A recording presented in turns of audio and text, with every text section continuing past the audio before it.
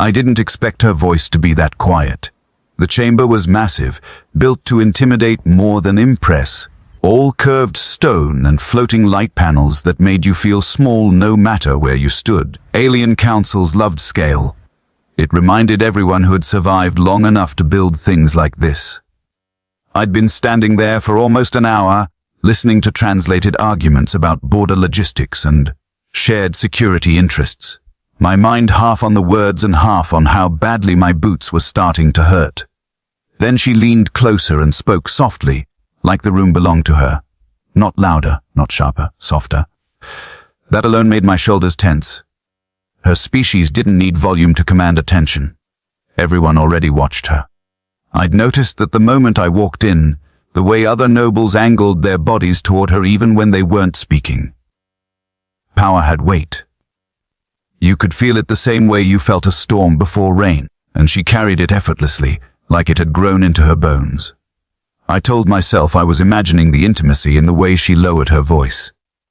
Diplomacy messed with your head. Long days, alien customs. Too much eye contact that meant nothing where they came from. Still, when she said it, when those words reached me through the translator implant, something in my chest tightened before my brain could catch up. Touch me, you'll forget every other woman. For half a second, I honestly thought I'd mished. I didn't react.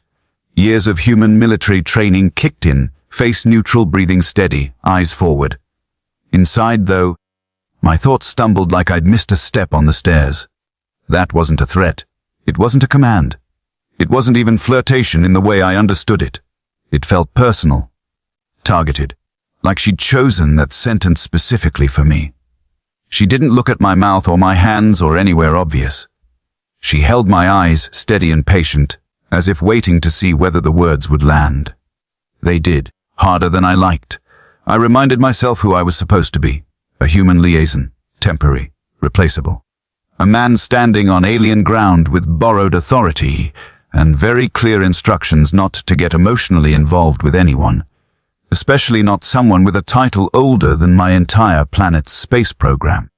Her name followed, long and complex, filtered into something pronounceable but stripped of its original weight. The translation didn't do it justice. You could hear that in the way the room reacted, the subtle shift when it was spoken. I nodded when introduced, professional, respectful, doing everything right on the surface. She stepped closer, not enough for contact, just enough that my body noticed before my mind approved it. Her presence wasn't aggressive. It was confident. Like she knew exactly how much space to take and exactly how much I would give without being asked. I hated how aware I suddenly was of my own hands, hanging uselessly at my sides. I talked, too much probably, about trade corridors, about human shipping concerns, about neutral arbitration zones, safe words, familiar words. The kind you hide behind when something personal is happening and you're not ready to admit it. She listened without interrupting, head slightly tilted, that unreadable expression never leaving her face. When I finished, she didn't respond to any of it. Instead, she asked me whether humans believed memory was physical. The question threw me. I answered honestly, said some did. Some didn't. Neuroscience was complicated. She smiled faintly like that was enough confirmation. Then she explained, calmly, that her people believed memory lived in the body as much as the mind. That touch wasn't just sensation, it was placement, a way of rearranging priority. Her fingers hovered near my arm, not touching. Just there. I felt ridiculous reacting to something that hadn't happened yet. Still, my pulse picked up, and I hated that I couldn't control it. I wasn't young. I wasn't inexperienced. This wasn't my first encounter with an alien species that didn't think like humans. But something about the way she watched me made me feel transparent, like she could see exactly where my confidence thinned out. I didn't move. Neither did she. The moment stretched, heavy and quiet, the kind of silence that doesn't ask permission. Around us, the council continued as if nothing unusual was happening. No one intervened. No one looked surprised. That scared me more than if they had. Finally, she withdrew her hand just slightly and nodded once, as if satisfied with an experiment that didn't require further testing. The meeting ended shortly after, formal words exchanged, nothing agreed upon. As I turned to leave, I felt her gaze on my back, steady and unashamed. I told myself it meant nothing. That lie followed me down the corridor, into the transport, and back to my assigned quarters. I replayed the moment more than I wanted to admit. The words, the tone, the certainty behind them. She hadn't sounded seductive. She'd sounded sure, like forgetting wasn't a risk, it was a fact. That night, sleep didn't come easily, not because I was aroused, not because I was afraid, because part of me kept wondering what kind of woman could say something like that without needing me to believe it first. And worser, why a part of me already did. I tried to convince myself I was busy. That was the lie I used when the private summons came through, bypassing the usual diplomatic queue like it had every right to do so. No formal seal, no council timestamp. Just a quiet request tied to her identity marker, sent directly to my quarters as if she already knew I wouldn't ignore it. I stared at the message longer than necessary. Humans weren't supposed to accept invitations like this. Everyone knew that. There were advisory notes, protocols written in careful language that tried not to sound afraid while clearly being terrified. High-ranking members of her species weren't dangerous because they were violent. They were dangerous because they were precise. Because they didn't need force to get what they wanted. I told myself I was going for clarity, for answers, for professional reasons. That was another lie, thinner than the first. Her residence was quieter than the council chambers, less performative. No guards in the open, no visible displays of authority. The kind of place that didn't need to announce its importance because it already assumed it. When the door sealed behind me, the silence felt intentional, like the room had been designed to remove excuses. She stood near a wide viewport, the city spread out behind her, glowing and layered and alive. From this height, it looked less like a capital and more like a living thing, breathing light into the night. She didn't turn immediately when I entered. She let me stand there unsure, giving me just enough time to feel out of place.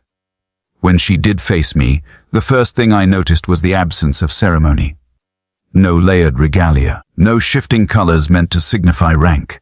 Just simple fabric, fitted but understated, as if she'd stripped away everything she didn't absolutely need.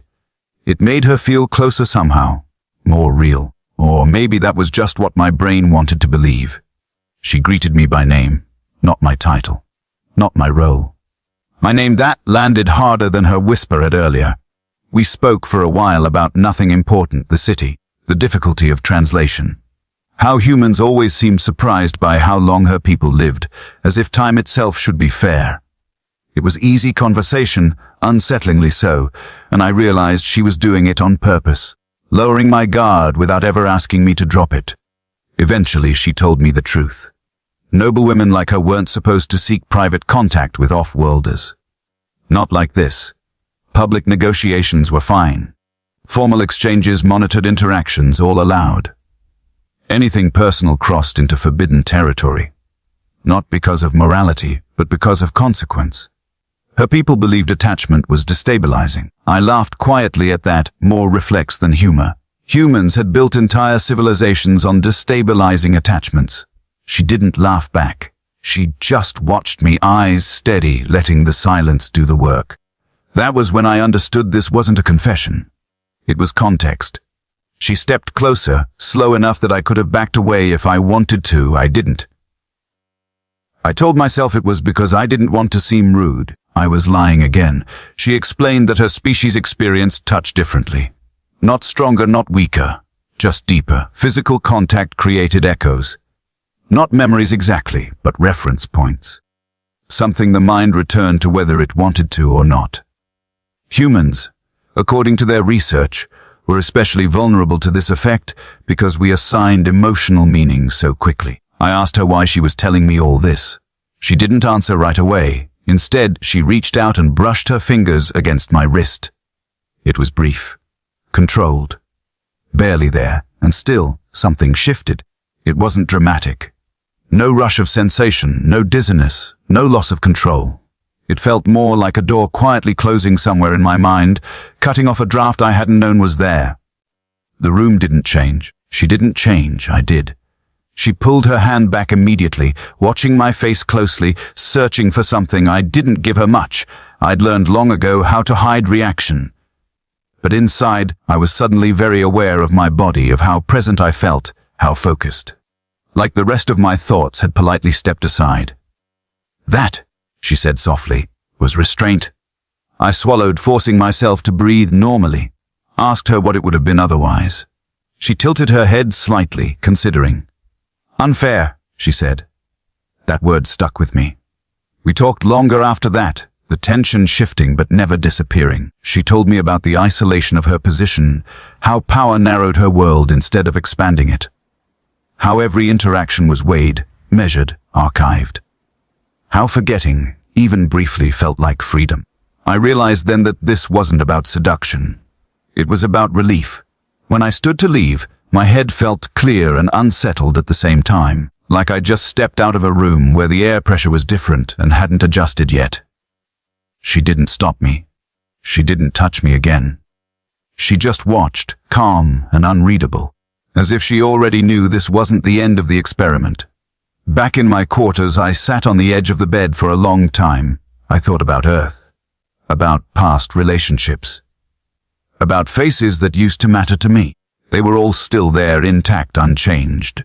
And yet, when I compared them to the memory of her touch, something felt distant. Not erased, just quieter. That scared me more than anything else, because I hadn't lost control. I'd chosen to stay still. And somewhere deep down, I knew I would choose it again. I didn't notice the change in myself right away. That's the part people always get wrong. They imagine obsession as something loud, obvious, dramatic. But what actually happened was quieter. My reports became shorter, more factual, less human. I still did my job, still argued for Earth's interests, but the urgency had drained out of it, like someone had turned down a dimmer I didn't remember installing. The council noticed before I did. One of the senior delegates pulled me aside after a session, voice careful, eyes scanning the chamber like the walls might be listening. He asked if I was sleeping well, asked if I felt disoriented. Used the kind of language you use when you're not allowed to accuse someone directly but need them to understand the shape of the concern. I lied without thinking, said everything was fine, said I was just tired, said the same things humans always say when they don't want to examine why their priorities have shifted. He didn't look convinced, neither was I, if I'm honest. But no alarms went off, no formal complaint was filed.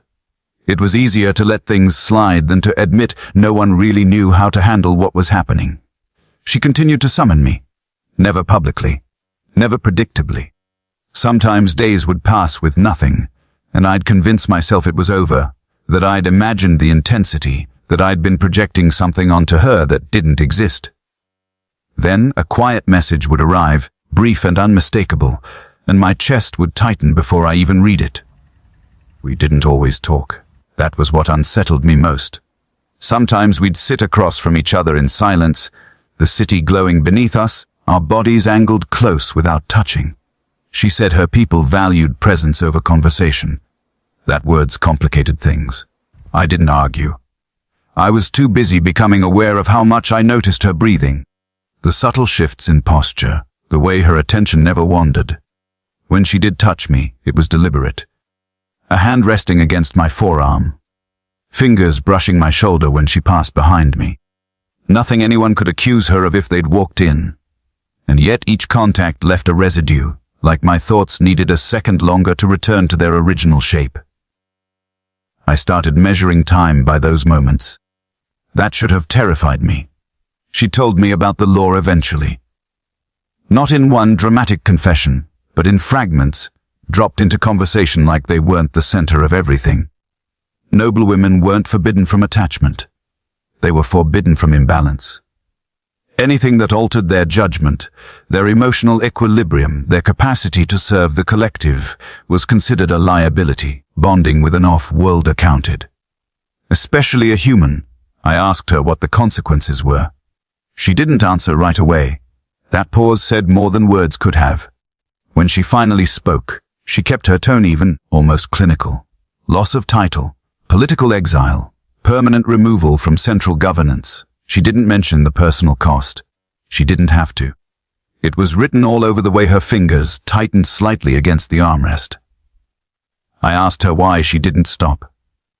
She looked at me for a long moment, really looked, like she was deciding how much honesty I could handle.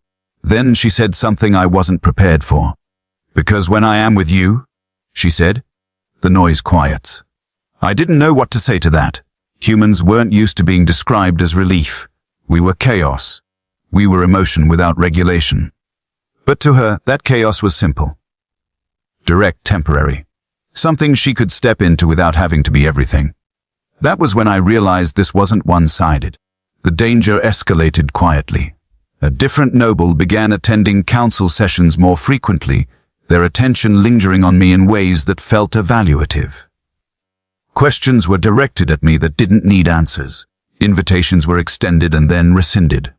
The atmosphere shifted, subtle but unmistakable. Someone had noticed. I warned her. She already knew. She told me she'd been careful, but care only delayed the inevitable. Power structures hated ambiguity. They would force a decision eventually. I asked her what she planned to do. She didn't answer directly. Instead, she asked me a question that landed heavier than any whisper. "If it comes to it," she said, "will you leave?" I asked her to clarify, even though I understood. She meant reassignment, extraction. Earth would pull me the moment things became inconvenient. Humans always did. We had the luxury of distance. She watched my face as I considered it, not touching me, not influencing me, just letting the weight of the choice settle. For the first time, I felt something close to panic. Not at the idea of staying, but at how much I didn't want to go. I told her the truth. I said I didn't know. She nodded, accepting that in a way that made my chest ache. She didn't demand reassurance. She didn't guilt me. She just acknowledged the reality of it. That restraint, that respect, made everything worse. The next summons came sooner than expected. This time, when I arrived, she didn't circle me, didn't test distance. She stood directly in front of me and took my hand fully, no hesitation, no pretense. The contact was warmer this time, steadier, like she'd decided subtlety was no longer enough. I felt it immediately. Not forgetting. Focusing. Earth didn't disappear. My past didn't vanish. But for a brief, dangerous moment, none of it felt urgent. The only thing that mattered was the woman standing in front of me, risking everything with a calm that bordered on terrifying. "I need to know," she said quietly. Not as a nobler woman, as myself. I closed my fingers around hers before my fear could catch up. And in that moment, I understood the truth I'd been avoiding. She didn't make me forget other worlds. She made me choose whether they still mattered. The decision didn't arrive with drama. No alarms, no guards at the door. Just a quiet notice routed through official channels written in language so neutral it almost felt polite. My reassignment was approved. Immediate departure. No explanation required. Earth had decided that whatever I was becoming out here was no longer worth the risk. I read it twice, then sat there longer than necessary, staring at nothing. I should have felt relieved. That was the safe outcome, the clean one. Humans liked exits that didn't ask too many questions. But all I felt was a hollow pressure in my chest, like something important had already left without bothering to say goodbye. She was waiting for me, not in her residence this time. Somewhere quieter, smaller. A place that didn't belong to the council or the city or any hierarchy that could claim it. She stood when I entered, searching my face before I said a word. I didn't need to tell her. She already knew. "I am being summoned as well," she said. That stopped me. Her people didn't re-sign noblewomen. They removed them. She didn't dress like someone in disgrace. No mourning colors. No visible defiance either. Just herself, stripped of everything unnecessary. When she spoke, there was no bitterness in her voice. Just acceptance. Not resignation. Acceptance. The difference mattered. "They have concluded that I am no longer stable," she said. "Too many variables." I almost laughed at that. Almost. We stood there for a while, close but not touching, like we were both afraid that contact might break whatever fragile balance we had left. I wanted to apologize. For being human. For being temporary. for being the variable she couldn't afford. But the words felt cheap. She deserved better than guilt. "I won't ask you to stay," she said quietly. "You have already given enough." That hurt more than if she had begged. I told her about the reassignment, about Earth, about how easy it would be to leave, to file this whole experience away as a cultural incident, a lesson learned. I didn't tell her how impossible that felt. She could see it anyway. "Touch me," she said then, not a whisper this time. Not a promise. A request. I hesitated. Not because I didn't want to, because I understood now what it meant. Touch wasn't escape, it was commitment. It was memory you chose to carry even when it hurt. I stepped forward anyway, because pretending I was still neutral felt like the real lie. Her hands came up slowly, resting against my chest, not manipulating, not directing. Just there, present. I covered them with mine, feeling the warmth, the steadiness. The world didn't fade, nothing disappeared. Everything sharpened. I felt Earth, distant but real. I felt the future, uncertain and unapproved. I felt her, not as a noblewoman, not as a danger, but as a person who had chosen me knowing exactly what it would cost. "I won't forget," I said. "I don't want to." She leaned her forehead against mine, a gesture that had no political meaning, only personal one. Her breath was unsteady. That was new, that was human. Exile was quiet. No ceremony, no public disgrace. Just absence. Her name stopped appearing in council records. Mine vanished from diplomatic logs. The galaxy adjusted, as it always did, reshuffling power, like it had never cared about either of us in the first place. We left together, not dramatically, not in defiance. Just two people stepping out of a system that no longer had room for uncertainty. The ship was small, functional, nothing noble about it. She liked that. Said it felt honest. Life after power was slower. We argued about insignificant things. Food, temperature, human habits she found baffling. Alien silences I still didn't always understand. Sometimes she would go very still, lost in thoughts shaped by a lifetime I couldn't fully imagine.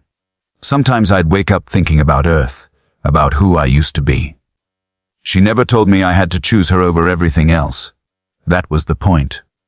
One night, much later, she traced idle patterns along my arm and smiled faintly, that old confidence softened by something gentler. "They believed touch erased," she said. They were wrong. I closed my fingers around hers, grounding us both. Touch didn't make me forget every other world. It made me realize I didn't need to belong to all of them. Just one.